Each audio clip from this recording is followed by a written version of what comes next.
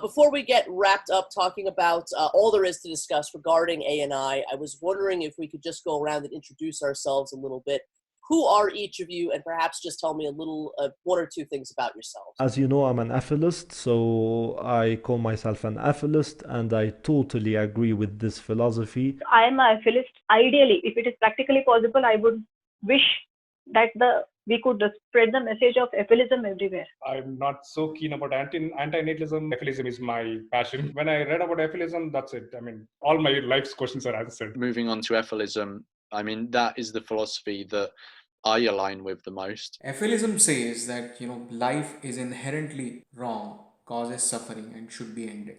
There can be two flavors of Efilism. One is that you end life through non-procreation. Other is you end life by killing. Do you feel that Efilism might have different versions of itself? I do not think that Efilism has parts like anti-natalism, but I think that people do not really understand the philosophy itself as it is. Anti-natalism International is the world's first international organization that is centered around this increasingly popular philosophy of anti-natalism, essentially, the rejection of procreation on ethical grounds. And he welcomes anti-procreative thinkers from all regions of the world and all schools of thought. Some would agree that anti-procreation is split up into four general schools of thought: child-free, vehement,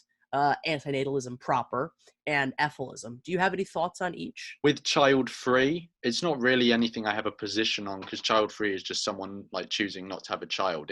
Philosophy may not even come into it. It may just be a financial decision. I think people who call themselves child-free think it's more like a personal choice. It's not necessary for them that procreation is immoral or procreation is a selfish act or something like that.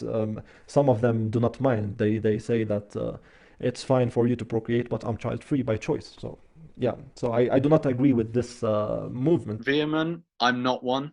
I don't understand how anyone can take ethics seriously and come to that conclusion. I think nature itself is the problem. When I came across VHMT, it didn't stick on to me. Why only humans should go extinct? Regarding the VIMT, they think that we are the ones who are causing all these problems, and that having the animals alone will be like a paradise for them. But that's wrong, and I do not agree with this philosophy. To me, this image perfectly symbolizes what Efilism is and what really the best of antinatalism at its best is. Forgetting for a minute all the admittedly imperfect words that we have to describe this position, this topic that we are all talking about in some kind of way. The idea that at its core, what we're talking about is the fact that all sentience is trapped in a prison, that all sentience is a prison, is the meaning behind this subject.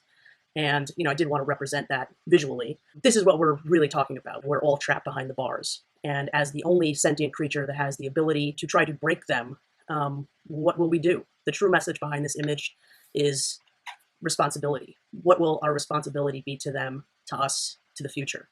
Will we try to free them? Will we try to free ourselves? Will it have to be violent? Will we find another way? Or will our lack of responsibility be another form of violence altogether? We've got to stop it. And that's the only way to clean it up for good, to stop this perpetual cycle of just creating things so they can realize they're in a mess, realize they have an obligation to put on a janitor suit and clean up a mess they didn't make. I don't want that job forever. And you really don't have a right to keep making me do it. So that would be my statement, in brief. Thank you so much, Inmendum. Please make sure everybody to go check out donotgod.com as well as efilism.com to learn more. Also, please subscribe to Inmendum on YouTube. A selection of relevant links can be found below.